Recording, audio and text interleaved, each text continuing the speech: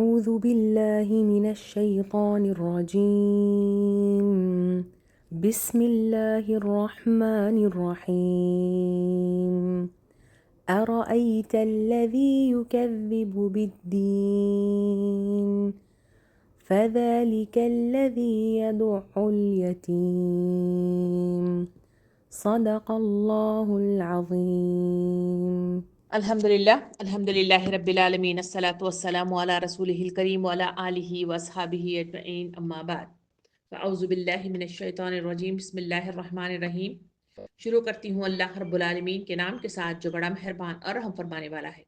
محترم معزز سامعین کرام، السلام علیکم ورحمۃ اللہ وبرکاتہ. ابھی آپ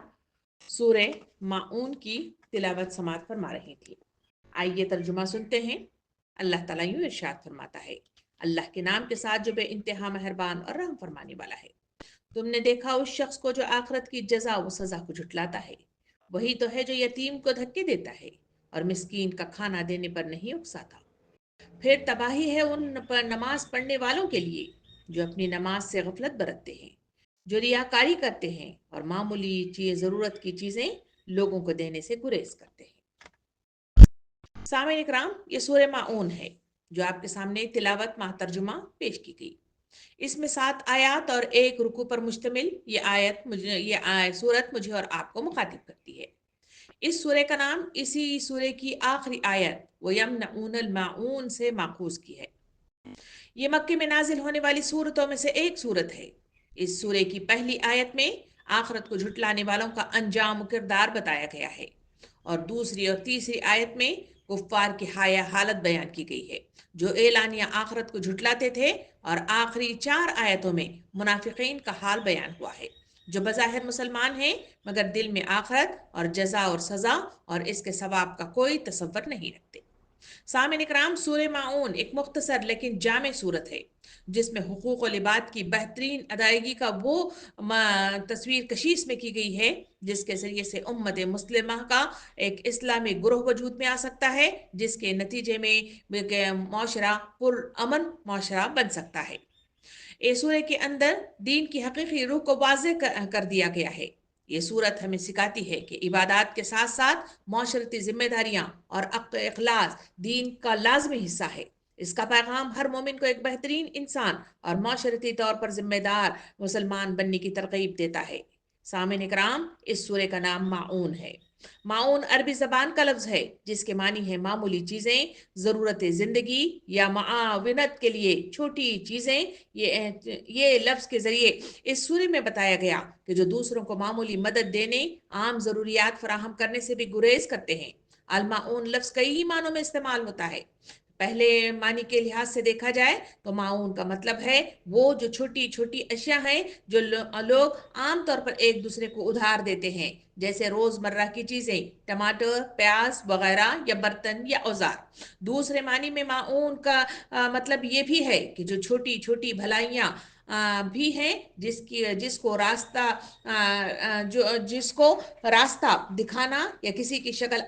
مشکل آسان کر دینا یا چھوٹے چھوٹے احسانات، یہ بھی مطلب جو ہے اسی مد میں معاون کے معنی میں آتا ہے. علماء کرام کی رائے کے مطابق معاون ضروریات زندگی جیسے کھانا، پانی، لباس اور دیگر بنیادی سہولتیں بھی اسی میں شامل ہیں ان کی آراء کے مطابق. بعض مفسرین کے مطابق معاون کا مطلب زکوٰۃ یا صدقہ بھی ہے کیونکہ یہ بھی ضرورت مندوں کی مدد کرنے کا ذریعہ ہے. سامعین اکرام، ان تمام باتوں کا نچوڑ یہ ہے کہ لفظ اس بات کی نشاندہی کرتا ہے کہ دین صرف بڑے اعمال کا تقاضا نہیں کرتا بلکہ چھوٹے اعمال بھی اللہ کے یہاں اہمیت رکھتے ہیں. آئیے اس تمہیدی گفتگو کے بعد ہم آیات کی طرف چلتے ہیں. آیت نمبر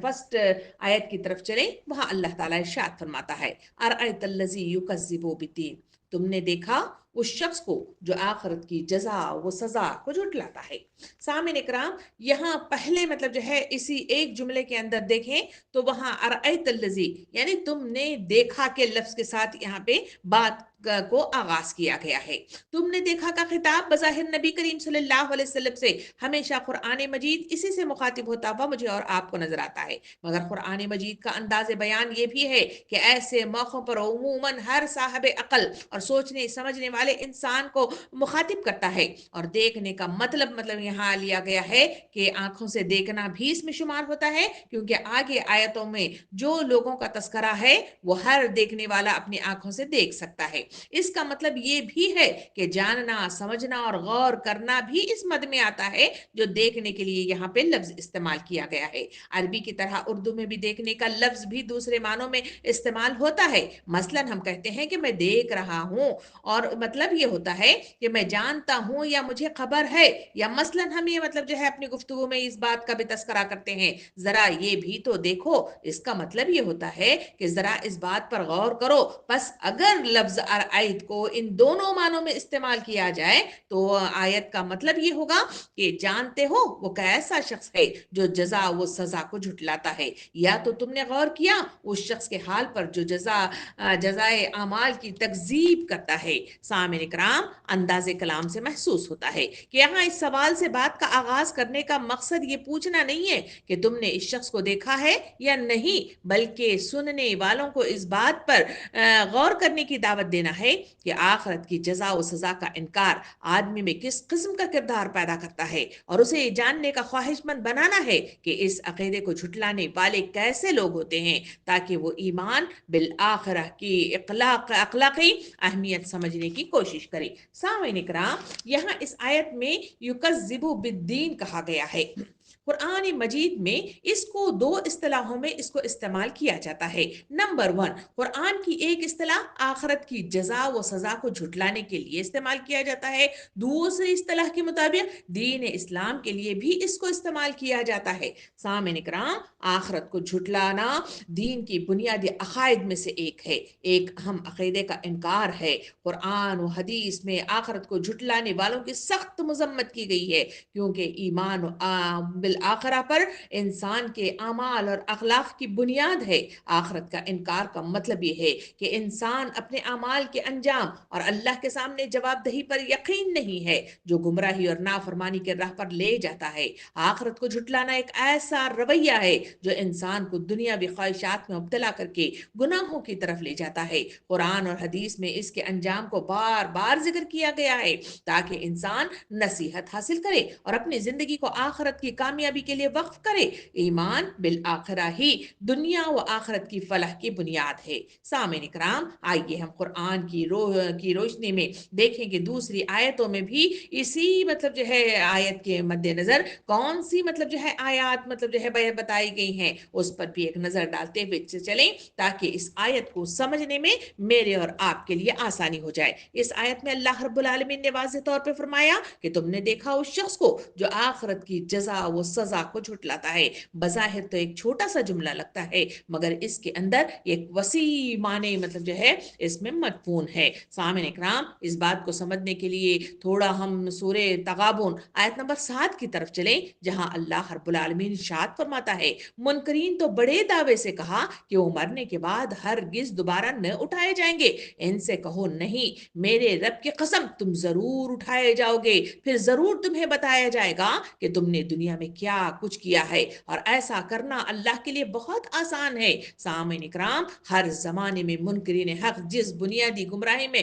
مبتلا رہے ہیں وہ ہے آخرت کا انکار۔ اس انکار آخرت کی کسی منکر آخرت کے پاس نہ پہلے یہ نہ جاننے کا کوئی ذریعہ تھا، نہ آج ہے، نہ کبھی ہو سکتا ہے کہ مرنے کے بعد کوئی دوسری زندگی نہیں ہے۔ لیکن ان نادانوں نے ہمیشہ ہر دور کے اندر بڑے زور کے ساتھ یہی دعویٰ کیا ہے، اور انکار کے پیچھے نہ ان کی عقلی بنیاد تھی اور نہ مطلب جو ہے علمی بنیاد ہے۔ جو آج بھی کفار جو موجود ہیں، جو کفر میں مبتلا ہیں، وہ سارے لوگ یہی مطلب جو ہے منکر آخرت ہیں اور اس کا انکار کرتے ہیں۔ سامعین اکرام، اللہ رب العالمین نے سورہ یونس آیت نمبر 53 میں واضح طور پر ایسے لوگوں کے سلسلے میں یہ بات بھی واضح طور پر بیان کر دی۔ اللہ تعالیٰ فرماتا ہے، پھر پوچھتے ہیں کہ کیا واقعی یہ سچ ہے جو تم کہہ رہے ہو کچھ میرے رب کی قسم یہ بالکل سچ ہے، اور تم اتنا بل بوتا نہیں رکھتے کہ اسے ظہور میں آنے سے روک دو۔ اس آیت کے ذریعے سے کفار کی وہ خیال کو مطلب جو ہے اس کی مذمت کی گئی ہے کہ اے لوگو تم جو انکار حق کرتے ہو، انکار آخرت کرتے ہو، جس کے تم منکر ہو، وہ یقیناً مطلب جو ہے تم پر ظہور ہو کر رہے گی اور اس وقت تم پچھتاؤ گے۔ یہی بات کو سورہ نمل آیت نمبر 66 میں بھی اللہ رب العالمین نے مزید علمی ہم میرے اور آپ کے لیے علمی میدان فراہم کیا۔ وہ اس آیت کے ذریعے سے تھا کہ بلکہ آخرت کا علم ہی ان لوگوں سے گم ہو گیا، بلکہ یہ اس کی طرف سے شک میں پڑ گئے ہیں، بلکہ یہ ان سے اندھے ہیں۔ یعنی اس آیت کے ذریعے سے بھی اللہ رب العالمین نے واضح ان کی تصویر کشی اس طرح کر دی کہ وہ دنیا میں مگن ہو گئے، دنیا کو سمیٹنے ہی میں رہ گئے، تو اس کے نتیجے میں شک ان کے اندر پیدا ہو گیا اور وہ اندھے بن گئے اور پھر لگے اس دنیا کو سمیٹنے ہی کے قاطر۔ اسی بات کو مزید مطلب جو ہے تفصیل بتاتے ہوئے سورہ قیامہ آیت نمبر 5 اور 6 میں بھی ان جھٹلانے والوں کے سلسلے میں اللہ رب العالمین ارشاد فرماتا ہے، جب انسان چاہتا یہ ہے کہ آگے بھی بدعمالیاں کرتا رہے، پوچھتا ہے کہ آخر کب آنا ہے وہ قیامت کا دن۔ سامعین کرام، منکرین کو جو آخرت کے انکار کے پر آمادہ انکار پر ہی جو آمادہ کرنے پر مجبور ہوتے ہیں یا انکار پر انکار ہی کیے جاتے ہیں، وہ اس آیت کے ذریعے سے واضح ہمارے سامنے بات کھل کر سامنے آ گئی۔ دراصل یہ نہیں ہے کہ فی الواقع وہ قیامت اور آخرت کو ناممکن سمجھتے ہیں، بلکہ ان کے انکار کی اصل وجہ یہ ہے کہ آخرت کو ماننے سے لازماً ان پر کچھ اخلاقی پابندیاں عائد ہوتی ہیں اور انہیں یہ پابندیاں ناگوار ہیں۔ وہ چاہتے ہیں کہ جس طرح وہ اب تک زندگی میں بے لگام مطلب جو ہے زندگی گزار رہے تھے، اسی طرح آئندہ بھی اسی طرح مطلب چلتے پھرتے رہے۔ یہ ظلم اور جو بے ایمانیاں، جو فسق و فجور اور جو بد کرداریاں وہ اب تک کرتے رہے ہیں، آئندہ بھی ان کو اس کی کھلی چھوٹ ملی رہے، اور یہ خیال کبھی ان کو ناروا آزاریاں برتنے سے نہ روک پائے کہ ایک دن انہیں اپنے خدا کے سامنے حاضر ہو کر اپنے ان اعمال کی جواب دہی کرنی پڑے گی۔ اسی لیے دراصل ان کی انکار کی وجہ یہی ہے کہ وہ آخرت پر ایمان لاتے نہیں ہیں اور انہیں روک رہی ہے، بلکہ ان کی خواہشات نفس ان کو جھٹلانے کی وجہ بن کر سامنے آ گئی ہے۔ اسی بات کے لیے تو سورہ مطففین آیت نمبر 10 اور 12 میں اللہ رب العالمین ارشاد فرماتا ہے، تباہی ہے اس روز جھٹلانے والوں کے لیے، تباہی ہے اس روز جھٹلانے والوں کے لیے جو روز جزا کو جھٹلاتے ہیں اور اسے نہیں جھٹلاتا مگر وہ ہر شخص جو حد سے زیادہ گزر جانے والا بد عمل ہے۔ جھٹلانے والوں کا انجام قرآن میں کیا بتایا گیا، آئیے اس پر بھی مطلب جو ہے ہم ایک نظر ڈالتے ہوئے چلیں۔ سامعین کرام، جھٹلانے والوں کا انجام قرآن مجید میں کئی مقامات پر واضح کیا گیا ہے۔ ان کا انجام دنیا میں رسوائی، آخرت میں سخت عذاب اور اللہ کی رحمت سے محرومی کی صورت میں میرے اور آپ کے سامنے آتا ہے۔ ذرا سورہ نبا آیت نمبر 21 اور 22 میں دیکھیں کہ ان کے انجام کے سلسلے میں اللہ رب العالمین کیا فرماتا ہے کہ بے شک جہنم گھات میں ہے، سرکشوں کا ٹھکانہ، اور یہ آیت جھٹلانے والوں کے لیے جہنم کے تیار ہونے کی خبر دیتی ہے۔ سامعین کرام، مزید آگے بڑھیں تو سورہ انعام آیت نمبر 31 میں اللہ رب العالمین ارشاد فرماتا ہے، یقیناً وہ لوگ خسارے میں رہے جنہوں نے اللہ سے ملاقات کو جھٹلایا، یہاں تک کہ جب قیامت اچانک ان پر آ پڑی تو کہنے لگے کہ ہائے افسوس، ہم نے اس کے بارے میں کوتاہی کی تھی۔ یہی وہ مطلب جو ہے احساس ہے جو انسانوں کو اس آیت کے ذریعے سے پیدا کروانا چاہتا ہے کہ لوگوں یہ کبھی بھی کسی وقت بھی تم پر وارد ہو سکتی ہے اور وہاں سے تمہارا مطلب جو ہے سلسلہ محاسبہ شروع ہو جائے گا، تو وہاں کا پچھتانا تمہارے لیے کوئی مطلب جو ہے فائدہ مند نہیں ہوگا۔ سورہ کہف آیت نمبر 105 میں اللہ رب العالمین نے مزید روشنی ڈالتے ہوئے یوں فرمایا، یہی وہ لوگ ہیں جنہوں نے اپنے رب کی آیات اور اس کے حضور ملاقات کا انکار کیا، بس ان کے اعمال ضائع ہو گئے اور ہم قیامت کے دن ان کے لیے کوئی وزن قائم نہیں رکھیں گے۔ یعنی انجام بد ان کا حال یہ ہوگا کہ اللہ تعالیٰ نے اس آیت کے ذریعے سے بتایا کہ جس کا تم انکار کرتے ہو، یہ انکار تمہارے اعمال کو ضائع کر دیتا ہے، اور وہاں قیامت کے میدان میں جہاں ترازو میں تمہارے اعمال تولے جائیں گے، وہاں کوئی وزن تمہارا برقرار نہ رہے گا اور تمہیں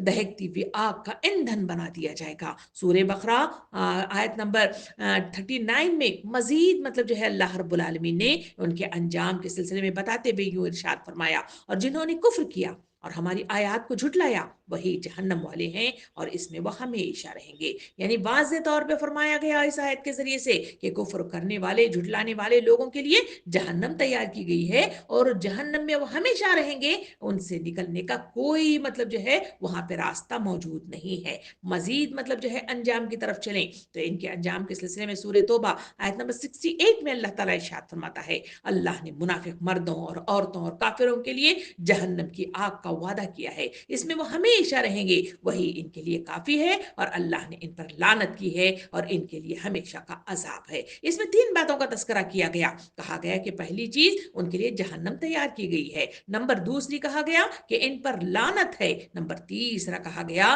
کہ یہ جو سلسلہ عذاب ہے وہ ہمیشہ کا عذاب ہے جو ان پر مسلط کر دیا جاتا ہے۔ سامعین اکرام، اس حقیقت کو اس آیت کے ذریعے سے انسانوں کے سامنے لا کر انسانوں کو صحیح رخ کس طرف یعنی صراط مستقیم کی طرف گامزن کرنے کے لیے اللہ رب العالمین نے قرآن کی جا بجا آیتوں میں ان کے جھٹلانے والوں کا انجام اور جھٹلاتے کیوں ہیں اس کی مطلب جو ہے نشاندہی ہمارے سامنے کی ہے۔ آئیے ذرا سورہ توبہ آیت نمبر 55 کی طرف بھی چلیں۔ اللہ تعالیٰ یوں ارشاد فرماتا ہے، بس ان کے مال اور ان کی اولاد آپ کو حیران نہ کرے، اللہ تو چاہتا ہے کہ ان چیزوں کے ذریعے انہیں دنیاوی زندگی میں عذاب دے اور ان کی جانیں کفر کی حالت میں نکالیں۔ اس میں بھی 2 باتوں کا تذکرہ کیا گیا، کہا گیا کہ جھٹلانے والوں کا جو انجام ہے وہ یہ ہے کہ دنیاوی زندگی میں ان کی مال و متاع کی زیادتی ہمیں پریشان نہیں کرنا چاہیے، نہ حیران کرنا چاہیے، اس لیے کہ دنیاوی زندگی ان کے لیے عذاب کی شکل میں مطلب جو ہے تیار کی جا رہی ہے، اور دوسری یہ ہے کہ ان کی جانیں جب قبض کی جائیں گی تو اس کے سلسلے میں کہا گیا کہ وہ کفر کی حالت میں انہیں نکال کر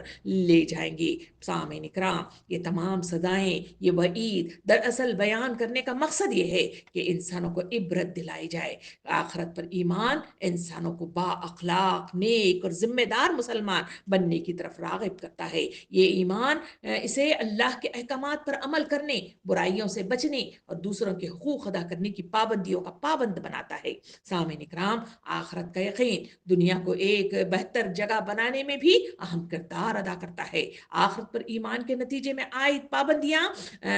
ایمان کو مضبوط اور اخلاق کو بہتر اور اعمال کو پاکیزہ بناتی ہیں۔ آئیے ذرا اس گفتگو کے بعد اس نقطے پر بھی غور کریں جو احادیث قرآنی آیات اور احادیث کے ذریعے سے بھی دیکھیں کہ آخرت پر ایمان کے نتیجے میں کیا پابندیاں لگتی ہیں کہ جس کی وجہ سے یہ کفار ہمیشہ انکار آخرت کرتے ہیں اور ہمیشہ اس پر جمے نظر آتے ہیں۔ ذرا ان پابندیوں پر بھی ایک نظر ڈالتے ہوئے چلیں، ان شرائط پر بھی نظر ڈالتے ہوئے چلیں تاکہ ہمیں معلوم ہو کہ ایمان لانے والے شخص پر کون سی مطلب جو ہے ذمہ داریاں عائد ہوتی ہیں۔ سامعین اکرام، سب سے پہلی مطلب جو ہے جو چیز آخرت پر ایمان کا تقاضا کرتی ہے وہ یہ ہے کہ انسان اللہ کے تمام احکام کو دل و جان سے مانے اور اس پر عمل کرے۔ اس بات کے لیے سورہ نبا آیت نمبر 5 میں اللہ رب العالمین نے جو ہے روشنی اس طرح ڈالی۔ اللہ تعالیٰ فرماتا ہے، اور انہیں یہی حکم دیا گیا تھا کہ اللہ کی عبادت کریں خالص ہو کر۔ دوسری مطلب جو ہے جو ذمہ داری پڑتی ہے وہ آخرت کا یقین انسان کو یہ پابند کرتا ہے کہ وہ دوسروں کے حقوق ادا کرے اور ان کے ساتھ انصاف کرے۔ سورہ بقرہ آیت نمبر 43 میں اللہ رب العالمین نے اس پر یوں تبصرہ کیا۔ اللہ تعالیٰ فرماتا ہے، اور نماز قائم کرو اور زکوٰۃ دو۔ سامعین اکرام، تیسری ذمہ داری جو ایمان کا تقاضا مطلب جو ہے ادا کرنے کے لیے یعنی آخرت پر یقین کے نتیجے میں جو عائد ہوتی ہے وہ آخرت کا خوف انسان کو گناہوں سے بچاتا ہے، کیونکہ وہ جانتا ہے کہ اسے اپنے اعمال کا حساب کتاب دینا ہے، اسی لیے تو وہ ہمیشہ الرٹ رہتا ہے، ہمیشہ اپنے محاسبہ کرتا رہتا ہے۔ سورہ زلزال آیت نمبر 7 اور 8 میں اللہ رب العالمین نے اس طرح روشنی ڈالی کہ جو ذرہ برابر نیکی کرے گا وہ اسے دیکھے گا اور جو ذرہ برابر برائی کرے گا وہ بھی اسے دیکھے گا۔ اسی خوف ہی کے نتیجے میں انسان اپنے نام اعمال کی طرف نظر ثانی کرتا رہتا ہے، اس کا تزکیے کا سامان کرتا رہتا ہے اور اپنی نفس کا تزکیہ کرتا ہے اور ساتھ ساتھ اپنی مطلب جو ہے ذات کی وہ تبدیلی کا باعث بھی بنتا ہے۔ اور چوتھی جو ذمہ داری بنتی ہے وہ یہ ہے کہ آخرت پر ایمان انسان کو نیک اعمال کی طرف راغب کرتا ہے، کیونکہ وہ جانتا ہے کہ اس کی جزا سے قیامت کے دن اس کو ملے گی۔ سورہ نحل آیت نمبر 97 میں اللہ رب العالمین یہ روشنی ڈالتا ہے، جو بھی وہ نیک عمل کرے گا، بامرد ہو یا عورت، اور وہ ایمان والا ہو، تو ہم اسے پاکیزہ زندگی عطا کریں گے۔ یہی وہ احساس ہے جو انسانوں کو ہمیشہ نیک اعمال کی طرف آگے بڑھنے میں رغبت دلاتا ہے، اور اس کی جزا قیامت میں ملے گی۔ اس وجہ سے وہ دنیا میں کوئی توقعات قائم نہیں رکھتا، بلکہ آخرت پر اپنی نظروں کو مرکوز رکھے رہتا ہے۔ اور پانچویں جو ذمہ داری اس پر عائد ہوتی ہے، وہ یہ ہے کہ آخرت کا یقین انسان کو دنیاوی خواہشات پر قابو پانے کی پابندی عائد کر دیتا ہے، تاکہ وہ اللہ کی رضا حاصل کر سکے۔ سامعین اکرام، سورہ اعلیٰ 16 اور 17 میں اللہ رب العالمین یہ ارشاد فرماتا ہے، لیکن تم دنیا کی زندگی کو ترجیح دیتے ہو، حالانکہ آخرت بہتر اور باقی رہنے والی ہے۔ اس وجہ سے ایک مومن کا کردار جو آخرت پر یقین رکھتا ہے، ہمیشہ اخروی زندگی کی طرف اپنی نظر کو جمائے رکھتا ہے، اور اسی لیے وہ ان پابندیوں سے نکل جاتا ہے۔ دنیاوی زندگی میں اپنی خواہشات کو قابو پا کر وہ اللہ کی رضا کے خاطر اپنا سب کچھ لگا دیتا ہے، کیونکہ وہ جانتا ہے کہ آخرت بہتر جگہ ہے، جہاں اس کے اعمال کا سارا صلہ اسے مل جاتا ہے۔ اور چھٹی ذمہ داری جو اس ایمان لانے کے نتیجے میں، اس آخرت پر یقین کے نتیجے میں اس پر عائد ہوتی ہے، وہ یہ ہے کہ آخرت پر ایمان انسان کو عدل و انصاف پر قائم رہنے کی پابندی عائد کرتا ہے۔ سامعین اکرام، چاہے اپنے ہی خلاف کیوں نہ ہو جائے۔ سورہ نساء آیت نمبر 135 میں اللہ رب العالمین ارشاد فرماتا ہے، اے ایمان والو، انصاف پر قائم رہو اور اللہ کے لیے گواہی دو۔ یہ وہ احساس ہے جو انسانوں کو ہمیشہ انصاف پسند بناتا ہے۔ اس کے لیے ہمیشہ وہ یہی تقاضوں میں رہتا ہے، اور اسی کے نتیجے میں وہ حقوق دیتا ہے، حقوق لیتا نہیں ہے، اور اسی میں وہ لگا ہوا مجھے اور آپ کو نظر آتا ہے۔ صحابہ کرام کی زندگیاں ایسے بے شمار واقعات سے بھری بھی مجھے اور آپ کو نظر آتی ہیں، اور کئی واقعات ہماری نظروں سے گزرتے بھی رہتے ہیں۔ آئیے ساتویں ذمہ داری دیکھیں، جس میں آخرت پر ایمان کے نتیجے میں آزمائشوں میں صبر اور ہر حالت میں اللہ سے ڈر کر زندگی گزارنے پر انسان کو مجبور کر دیتا ہے۔ سورہ زمر آیت نمبر 10 میں اللہ رب العالمین ارشاد فرماتا ہے، بے شک صبر کرنے والوں کو اس کا اجر بے حد و حساب دیا جائے گا۔ سامعین کرام، یہ ہے وہ آیات کریمہ جس کے ذریعے سے جو پابندیاں عائد ہوتی ہیں، اس کا انکار یہ کفار کرتے ہیں۔ ان پابندیوں سے وہ دستبردار ہونا چاہتے ہیں، اس لیے کہ وہ اپنی منمانی نہیں کر پاتے۔ اس کے نتیجے ہی میں وہ اپنی من پسند زندگی بسر نہیں کرتے۔ وہ شیطان کے بتائے ہوئے وہ سراب والے دھوکے میں پڑے رہنے والے، اور بہت ہی مغناطیسی جو کشش رکھنے والے ایسے تمام اشیاء کو وہ اس کو نہیں اس پر چل پاتے، اسی وجہ سے انکار حق کرتے ہیں۔ آئیے ان آیات کریمہ کے بعد ذرا حدیث کریمہ پر بھی ایک نظر ثانی کرتے ہوئے چلے، کہ جہاں اللہ رب کے رسول صلی اللہ علیہ وسلم نے ایمان لانے والے یعنی آخرت پر یقین رکھنے والوں کے لیے کیا کیا چیزیں احادیث کے ذریعے سے انہیں سمجھائیں کہ ان کی پابندی ضروری ہوتی ہے۔ سامعین اکرام، نبی کریم صلی اللہ علیہ وسلم نے ارشاد فرمایا، جو شخص اللہ اور آخرت کے دن پر ایمان رکھتا ہے، اسے چاہیے کہ وہ اچھی بات کرے یا خاموش رہے۔ یعنی پہلی بات زبان پر لگام ڈال دی جاتی ہے کہ تمہیں جو کچھ کہنا ہے، یعنی بولنے کی اگر کوئی تمہیں اجازت ہے تو اچھی بات کہنا چاہیے، ورنہ خاموش رہنا چاہیے۔ دوسری جو پابندی ایمان لانے اور آخرت پر یقین کے نتیجے میں انسان کا تقاضا جو پیش کرتی ہے، وہ نبی کریم صلی اللہ علیہ وسلم نے یوں ارشاد فرمایا، جو شخص اللہ اور آخرت کے دن پر ایمان رکھتا ہے، وہ اپنے پڑوسی کو تکلیف نہیں دے گا۔ یہی وہ چیز ہے جو انسانوں کو حقوق و لباد کی ادائیگی میں بڑا اہم کردار ادا کرتی ہے، اور جو لوگ آخرت پر یقین رکھتے ہیں، ان پر نبی کریم صلی اللہ علیہ وسلم نے اس کے تقاضے کے سلسلے میں یوں ارشاد فرمایا، جو شخص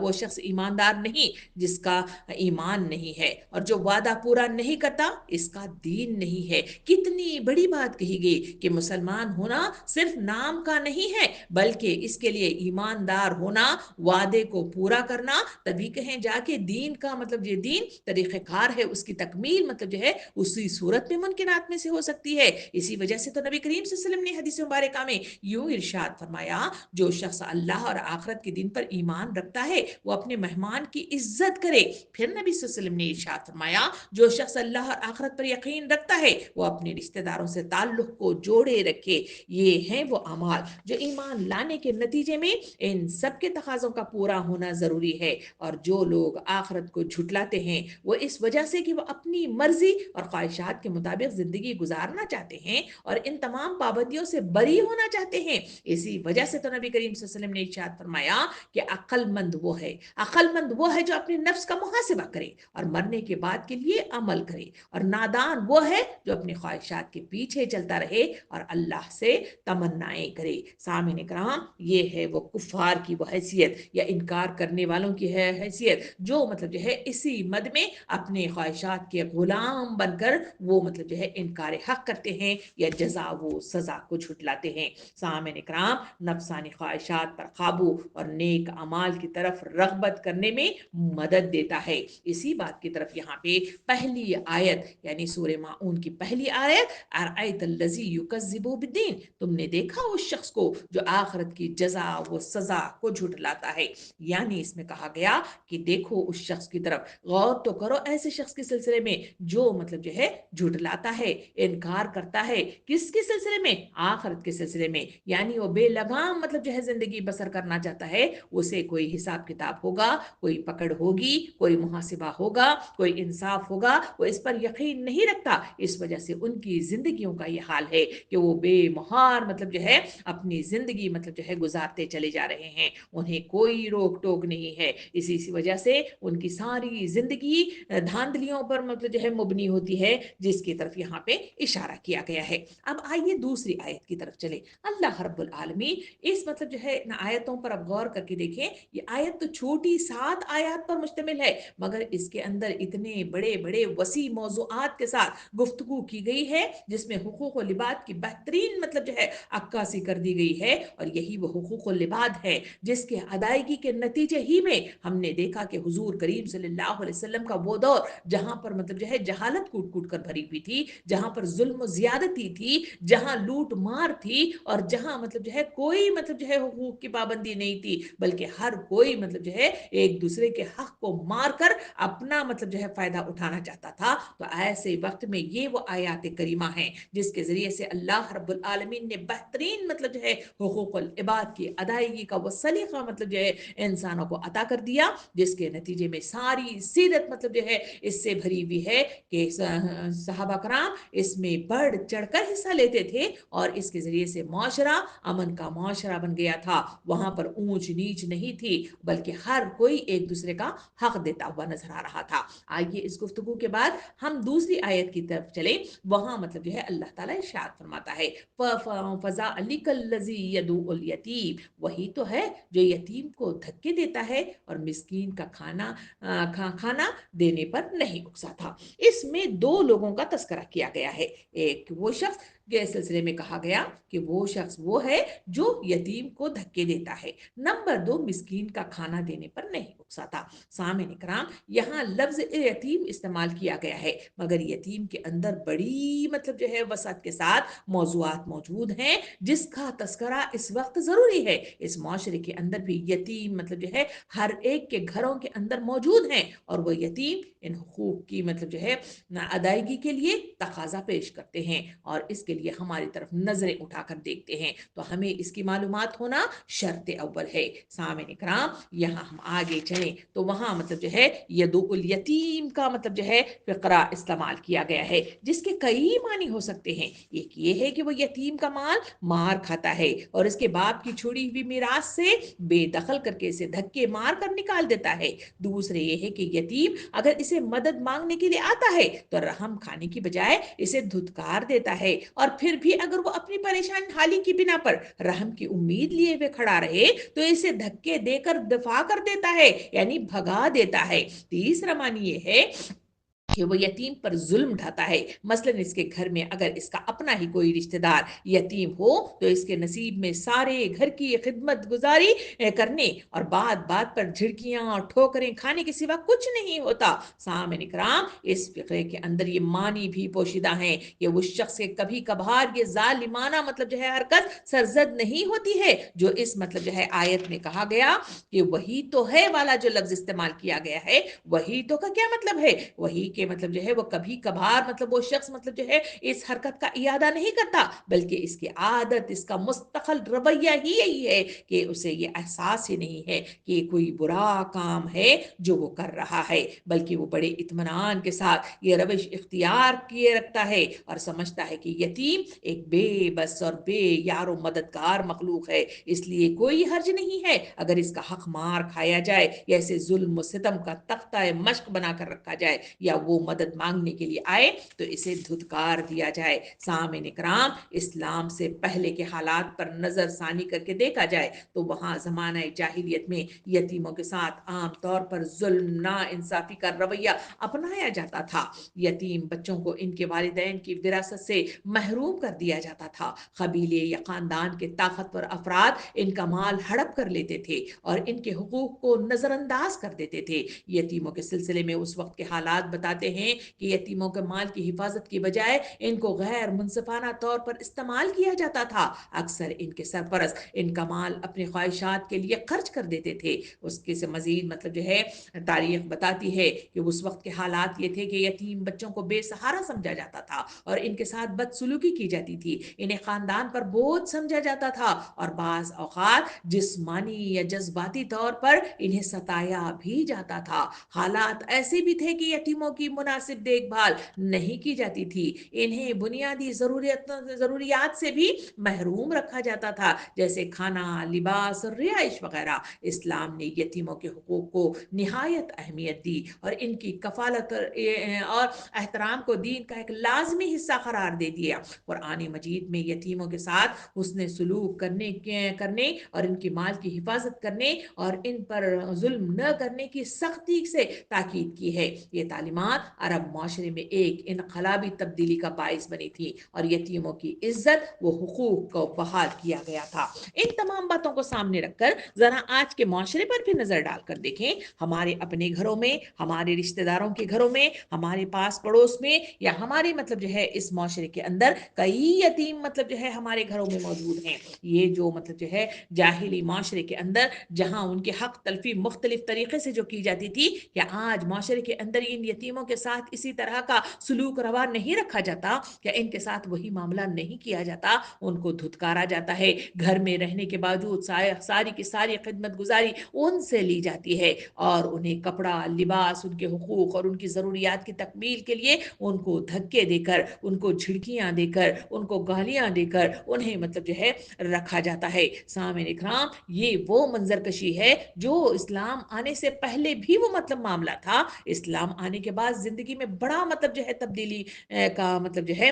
معاملہ پیش آیا، مگر اس کے بعد آج مطلب جو ہے وہ اسلام چلتا ہوا میرے اور آپ کے معاشرے تک آیا تو پھر ہم دیکھتے ہیں کہ وہی معاملہ وہاں پہ ہوتا ہوا نظر آتا ہے۔ سامعین اکرام، اس وقت یہ ہوتا ہے کا تبصرہ میرے اور آپ کے لیے کوئی معنی نہیں رکھتا۔ ہم یہ جاننا چاہیے کہ اسلامی روح کے مطابق ان مطلب جو ہے یتیموں کے سلسلے میں قرآن اور احادیث کے ذریعے سے مجھے اور آپ کو کیا تلقین کی جا رہی ہے اور کس بات کی تلقین کی جا رہی ہے، اس کا اجر و ثواب کیا ہے اور نہ کرنے کے نتیجے میں کیا وعیدیں ہیں، اس پر ایک نظر ڈالنا آج کی وقت کی ضرورت ہے۔ سامعین اکرام، آئیے ذرا اس پر گفتگو کرتے ہیں۔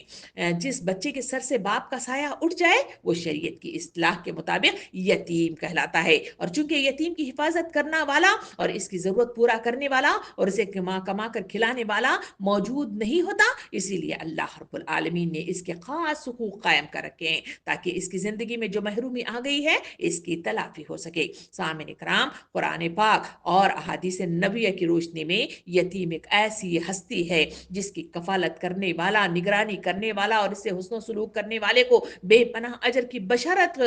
دی گئی ہے۔ یتیم غریب بھی ہو سکتا ہے اور امیر بھی ہو سکتا ہے، مگر دونوں طرح کے یتیموں کی نگرانی کرنا یا ان سے حسن سلوک کرنے کو بہت بڑا اجر و ثواب قرار دیا گیا ہے۔ یتیم کی نگران کو خاص ہدایات ہدایات دی گئی ہیں کہ وہ ان کے بارے میں ایسا رویہ اختیار کرے جس میں یتیم کا فائدہ ہو۔ امیر یتیم کی نگران کی ایک تو ذمہ داری یہ ہے کہ وہ اس یتیم کی حفاظت کرے، اس کے کاموں کا بندوبست کرے، اور دوسروں کے لیے بھی یہ ضروری ہے کہ یتیم کے مال کی بھی حفاظت کرے تاکہ اس کے بڑے ہونے تک وہ مال ختم نہ ہونے پائے۔ امیر یتیم کے نگران کو تنبیہ فرمائی گئی ہے قرآن مجید کے ذریعے سے کہ وہ یتیم کے مال کو خیانت سے غصب نہ کرے، ورنہ وہ بہت بڑے عذاب کا مستحق ہوگا۔ اگر نگران خود صاحب حیثیت ہے تو اسے یتیم کے مال میں سے کچھ بھی نہیں لینا چاہیے، لیکن اگر وہ غریب محتاج ہے تو اسے شریعت کی طرف سے اجازت ہے کہ یتیم کی نگرانی کرنے کے عوض اس کے مال سے مناسب مطلب جہاں معاوضہ وہ لے سکتا ہے۔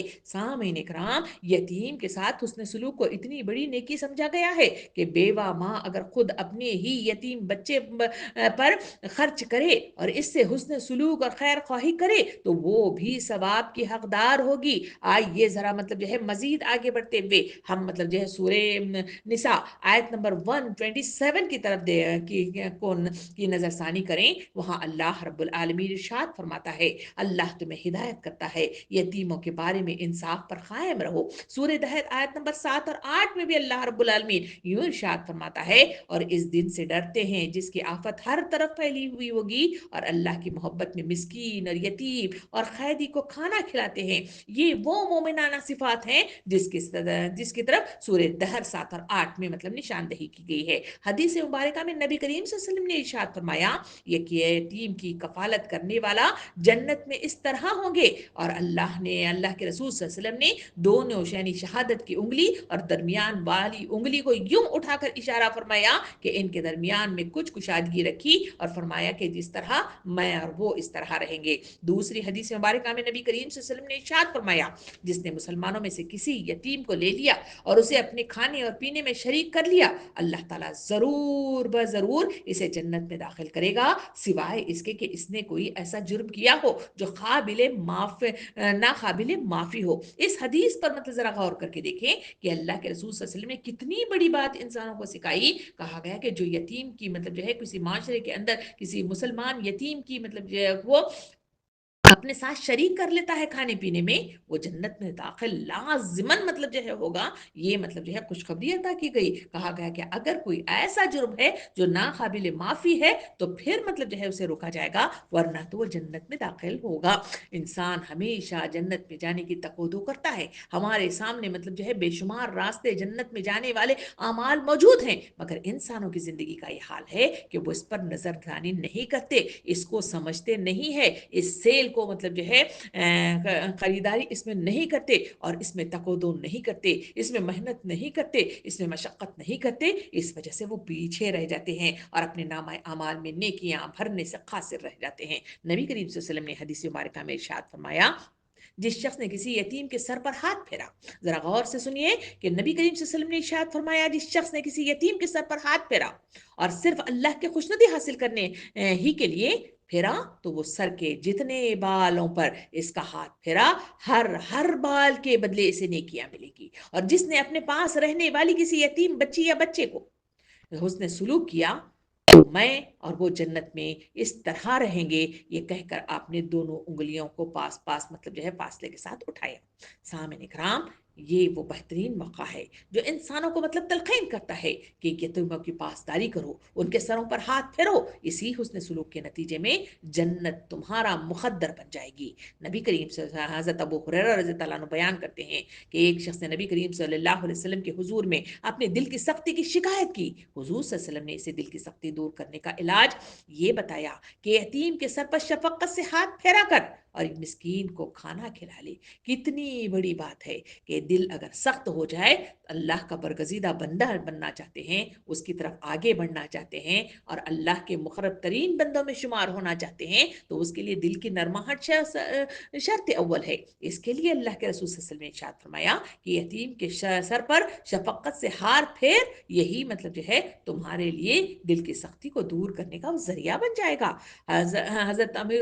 المومنین حضرت حضرت سلمہ کے پاس اپنے میاں حضرت ابو سلمہ کے جو بچے تھے، وہ فرماتے ہیں کہ میں نے عرض کیا یا رسول اللہ، اگر میں ابو سلمہ سے بچوں پر خرچ کروں تو کیا مجھے ثواب ملے گا؟ میں انہیں اسی طرح فقر حالت میں چھوڑ نہیں سکتی، تو میرے بچے وہ بھی میرے ہی تو بچے ہیں۔ اس پر نبی کریم صلی اللہ علیہ وسلم نے ارشاد فرمایا، جو کچھ تو ان پر خرچ کرے گی تجھے اس کا اجر ملے گا۔ یہ وہ بہترین جو ہے موضوع ہے جس پر نبی کریم صلی اللہ علیہ وسلم نے کتنی بڑی اور بہترین باتیں مجھے اور آپ کو تلقین کی۔ یہ ہے حقوق اللباد، جو اس سورہ ماعون کے ذریعے سے مجھے اور آپ کو تلقین کی جاتی ہے کہ کس طرح سے مجھے اور آپ کو حقوق اللباد کی ادائیگی میں آگے بڑھنا چاہیے۔ یہی وہ حقوق اللباد ہے جس کے ادائیگی کے نتیجے میں معاشرہ پرامن بن جاتا ہے، اور معاشرے کے اندر حقوق اللباد کی ادائیگی ہی کے نتیجے میں محبت جو ہے استوار ہوتی ہے، اور اسی کے نتیجے میں لوگ ایک دوسرے کے قریب آ جاتے ہیں۔ سامعین کرام، موضوع ختم نہیں ہوا ہے، یتیم کے مال کی حفاظت کیسے کی جائے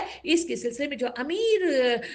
یتیم ہے اس کے سلسلے میں آیات کریمہ کے ذریعے سے بھی اور احادیث کے ذریعے سے بھی مجھے اور آپ کو اس کی تلقین کی گئی ہے۔ آئیے اس پر بھی تھوڑی سی جو ہے نظر ثانی کرتے ہوئے آگے بڑھے۔ سورہ نساء آیت نمبر 10 میں اللہ تعالیٰ فرماتا ہے، جو لوگ ظلم کے ساتھ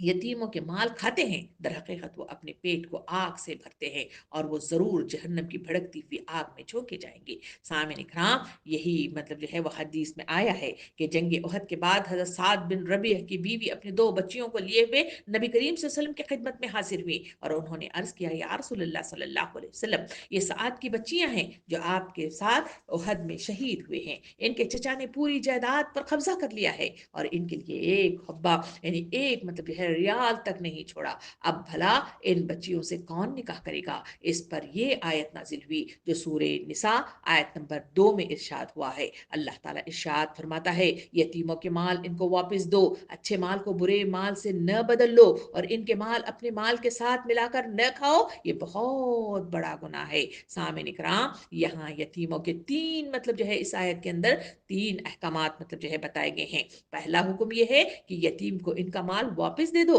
اس کا مطلب یہ ہے کہ جب تک یتیم نابالغ ہے اس کے مال کی حفاظت کرو، اس کے مفاد پر صرف کرو، اور پھر جب یتیم سنے رشد کو پہنچ جائے یعنی بالغ ہو جائے اور شعور آ جائے تو دیانت داری کے ساتھ اس کا مال اس کے حوالے کر دو۔ اس آیت کے ذریعے سے دوسرا حکم یہ دیا گیا کہ اچھے مال کو برے مال سے نہ بدل لو۔ اس کی جو ہے ایک مفہوم تو یہ ہو سکتا ہے کہ حلال کی کمائی کے بجائے حرام خوری نہ کرنے لگو، اور دوسرا مطلب یہ ہے کہ یتیم کے اچھے مال کو خود لے کر اس کی جگہ برا مال نہ دے دو۔ تیسرا حکم اس آیت کے ذریعے سے مجھے اور آپ کو دیا گیا وہ یہ ہے کہ اس کے مال کو اپنے مال میں ملا کر نہ کھاؤ، یعنی اس صورت میں تو اس طرح ہو سکتی ہے کہ یتیم کا مال اپنے مال ملا کر خرچ کیا جائے، اور خرچ اس طرح کیا جائے کہ اپنا مال کم خرچ ہو اور اس کا زیادہ ہو جائے، اور اسی طرح یتیم کا نقصان ہو، یا پھر دوسری شکل یہ بھی ہو سکتی ہے کہ یتیم کے مال پر قبضہ کر کے اسے اپنے مال میں ملا لیا جائے اور اسے صرف کر دیا جائے۔ یہ 3 وہ احکامات ہیں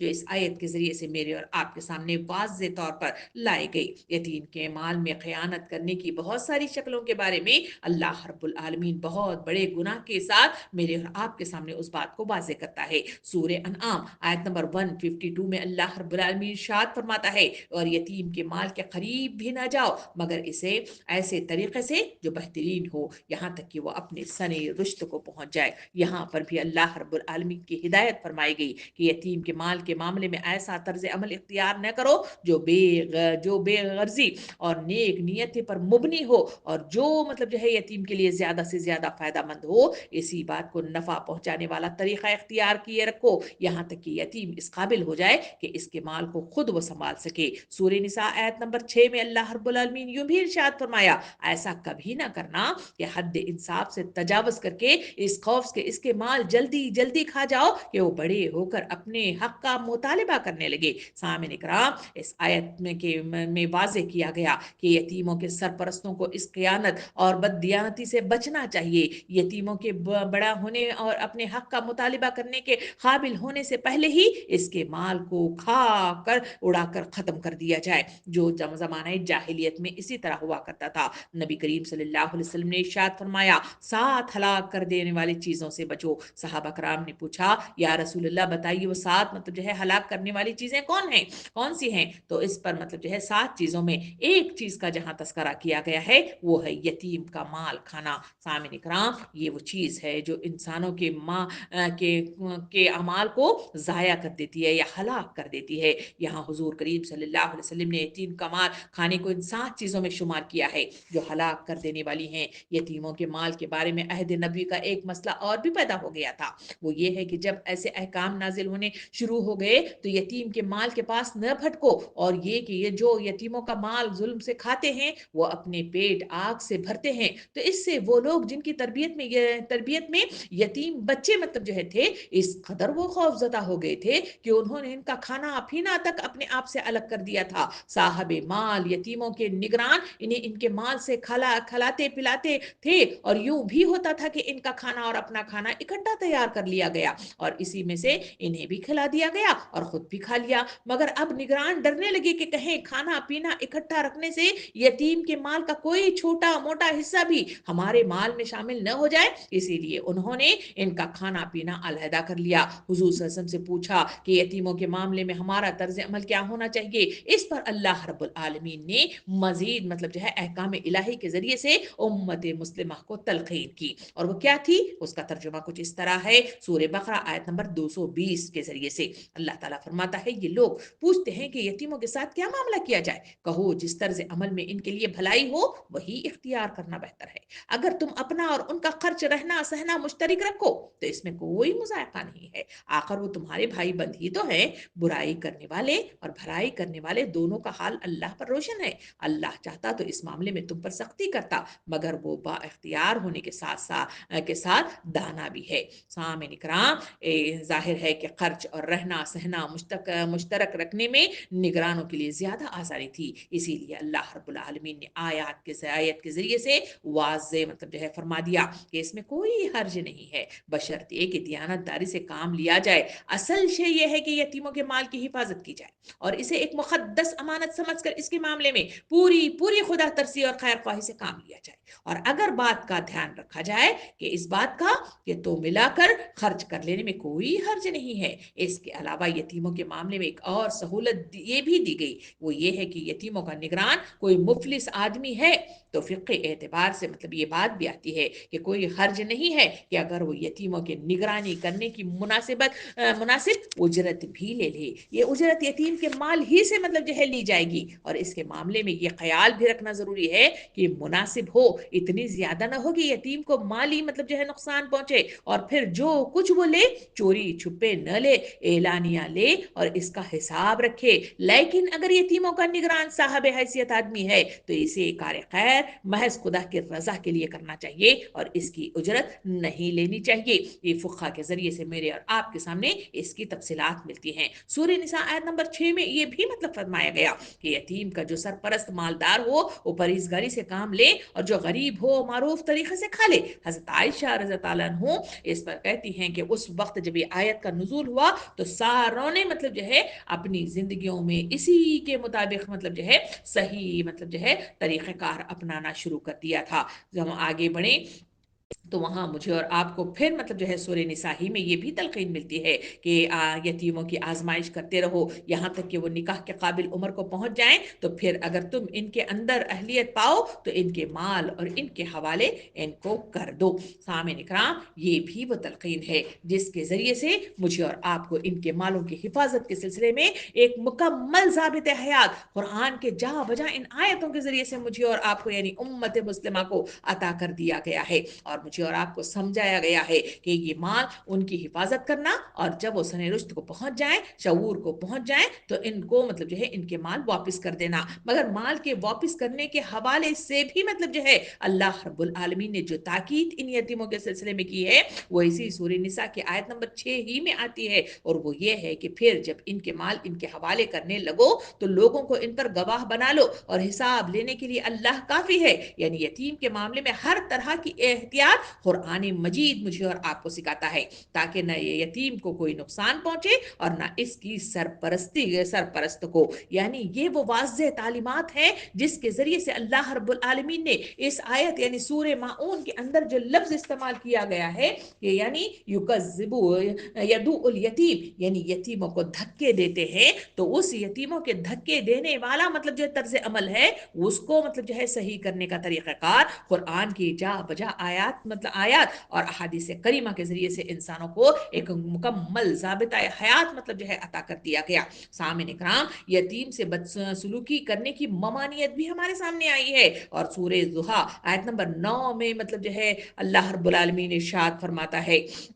اللہ تعالیٰ فرماتا ہے کہ لہٰذا یتیم پر سختی نہ کرو. سامعین اکرام، دوسری طرف مطلب جو ہے سورہ اسی مطلب یہ معون میں کہا گیا یتیم کو دھکے نہ دو. یہ وہ طریقہ کار ہے جس کی طرف مجھے اور آپ کو نظر ثانی کرنے کی تلقین کی گئی ہے. سامعین اکرام، حضرت صلی اللہ علیہ وسلم کی ان تعلیمات نے جو مطلب اثر مرتب کیا تھا، عرب کی فطرت بدل کر رکھ دی تھی. یہی وہ آیات کریمہ ہے جس کے ذریعے سے سیرت رسول بتاتی ہے کہ ان کی پوری زندگی مطلب جو ہے بدل کر رہ گئی تھی. جو لوگ ان پر ظلم کرتے تھے، زیادتیاں کرتے تھے، ان کے مال غصب کر لیتے تھے اور ان کے مال مطلب جو ہے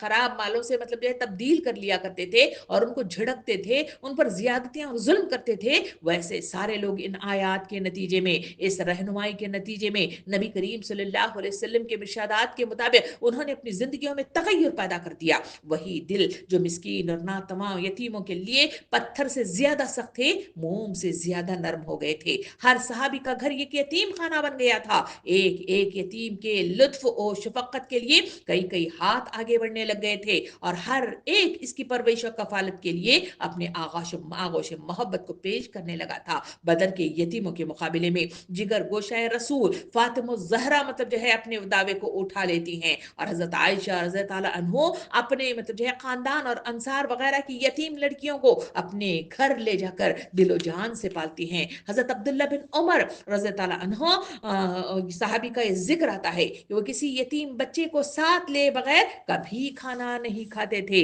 آج دنیا کے شہر شہر میں اور آپ دیکھتے ہیں کہ یہی وہ طرز عمل ہے جس کے نتیجے ہی میں اسلامی حکومتیں جہاں جہاں قائم ہوئی اور اسلامی شعور جہاں جہاں تک پہنچا، آج دنیا کے شہر شہر میں یتیم خانے قائم ہوئے میں اور آپ دیکھتے ہیں. مگر اگر یہ سوال کیا جائے کیا محمد صلی اللہ علیہ وسلم سے پہلے بھی یہ بدقسمت گروہ اس نعمت سے آشنا تھا، تو تاریخ کی زبان سے جواب نفی میں مجھے اور آپ کو ملے گا. اسلام پہلا مذہب ہے جس نے اس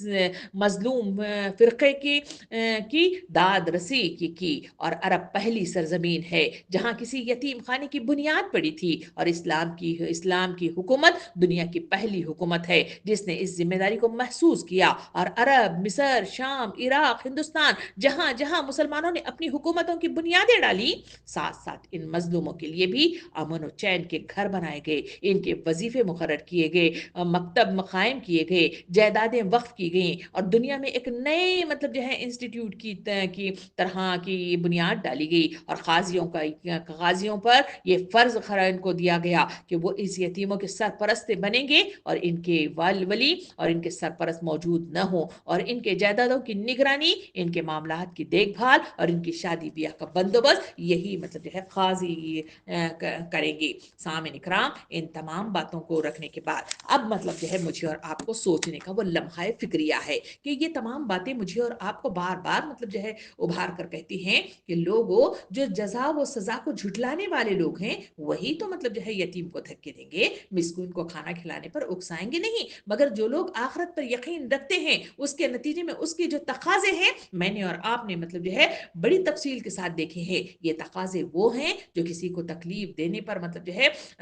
مجھے اور آپ کو تیار نہیں کرتے، کسی کو دھوکہ دہی دینے پر مطلب جو ہے ابھارتے نہیں ہیں، بلکہ آخرت پر ایمان آدمی کو ہمیشہ مطلب جو ہے ہماتن گوش رکھتا ہے کہ وہ کہیں مطلب جو ہے بد عمل کی طرف تو نہیں چل رہا ہے، کہیں اللہ کی پکڑ کی طرف تو مطلب جو ہے نہیں بڑھ رہا ہے. اسی وجہ سے وہ یتیم کے سلسلے میں ہمیشہ مطلب الرٹ رہتے ہیں، ہمیشہ مطلب جو ہے محتاط رہتے ہیں. اور اس محتاطی کا نتیجہ ہم نے دیکھا کہ سیرت میں کس طرح سے مطلب جو ہے رویے بدل گئے تھے، کس طرح سے تبدیلیاں آ گئی تھی، اور کس طرح سے معاملات مطلب جو ہے صحیح ہو گئے تھے اور معاشرہ مطلب جو ہے پرامن ہو گیا تھا۔ نبی کریم صلی اللہ علیہ وسلم نے ارشاد فرمایا مسلمانوں کے گھروں میں سب سے بہترین گھر وہ ہے،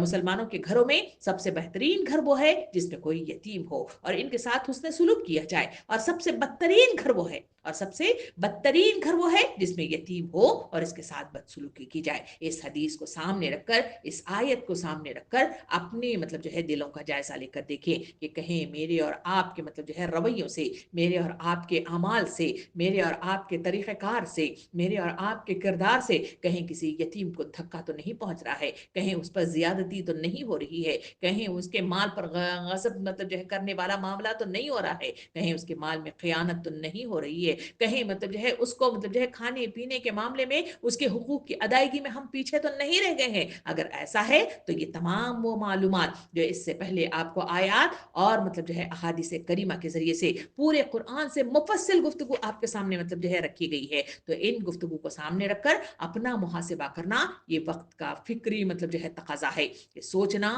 سمجھنا اور مطلب جو ہے اپنے اعمال کی اصلاح کرنا، کیونکہ یہی وہ اعمال ہیں جو مجھے اور آپ کو جنت کی طرف لے جاتے ہیں، یہی وہ اعمال ہیں جس کے نتیجے میں میرے اور میں آپ کے نام اعمال میں مطلب جو ہے نیکیاں بھری جاتی ہیں، یہی وہ اعمال ہیں جس کے حقوق و لباد کے نتیجے میں یہی مطلب جو ہے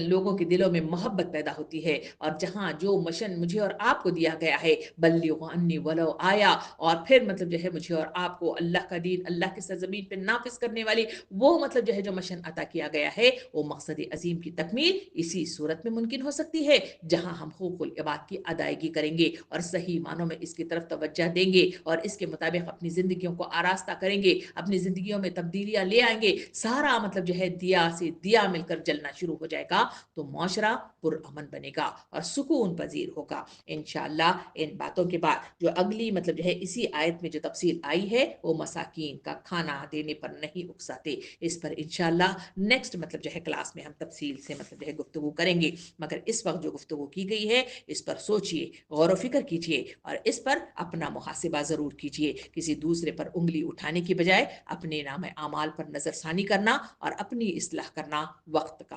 تقاضا ہے اور وقت کی بیداری ہے، اسی کے نتیجے میں جنت مل سکتی ہے، اسی کے نتیجے میں جنت کی بشارتیں مل سکتی ہیں، اسی کے نتیجے میں جنت کا راستہ آسان ہو سکتا ہے، اسی کے نتیجے میں نام اعمال مطلب جو ہے نیکیوں سے بھر جاتا ہے اور اسی کے نتیجے میں اللہ کے برگزیدہ بندے بن سکتے ہیں۔ اس بننے کے لیے کاوشیں ضروری ہیں، اس بننے کے لیے حقوق و لباد کی ادائیگی شرط اول ہے، اور یہ حقوق و لباد کی ادائیگی کیسے کی جائے، کہاں کی جائے اور کس طرح کی جائے اور کیا چیز ہونی چاہیے اور کیا چیز نہیں ہونی چاہیے، وہ آیات اور مطلب احادیث کے ذریعے سے میرے اور آپ کے سامنے آیا ہے۔ اللہ رب العالمین سے دعا ہے کہ مجھے اور آپ کو کہنے سننے سے زیادہ عمل کرنے کی توفیق عطا فرمائے، مجھے اور آپ کو شعوری زندگی عطا ہو اور مجھے اور آپ کو صحیح راہ میں آگے بڑھنے والا سلیقہ عطا ہو جائے تاکہ میں اور آپ صحیح حقوق و لباد کی ادائیگی کر سکے۔ آمین۔ وآخر دعوانا ان الحمد للہ رب العالمین۔